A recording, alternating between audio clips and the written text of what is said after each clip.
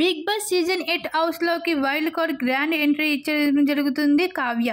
Big Boss season 8లోకి wild card entry అంటూ October 5న అయితే ఎంటర్ ఇవ్వబోతున్నట్లుగా తెలుస్తుంది. అయితే ప్రస్తుతం బిగ్ బాస్ హౌస్లో నిఖిల్ ఒంటరి ప్రయాణం చేస్తున్నాడని చెప్పుకోవచ్చు. స్నేహితులు అని నమ్మిన వాళ్ళే నిఖిల్ వెనుక గోతులు తీయడానికి సిద్ధమైపోతున్నారు.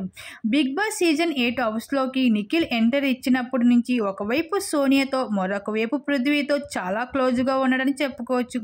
కానీ ఇప్పుడు సోనియా పృథ్వీ ఒకటైపోయారు.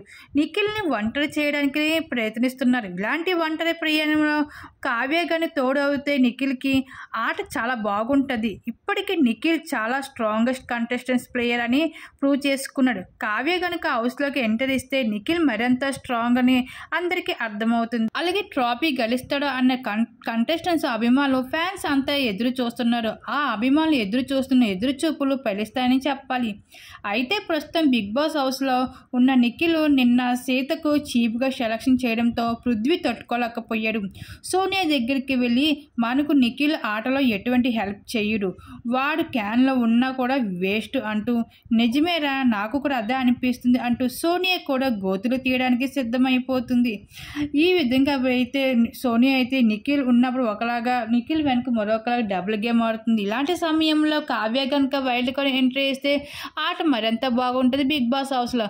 మరి కావ్య వైల్డ్ కార్డ్ ఎంట్రీపై మీరేమనుకుంటున్నా, మీ అభిప్రాయాన్ని తప్పకుండా కామెంట్స్లో షేర్ చేసుకోండి.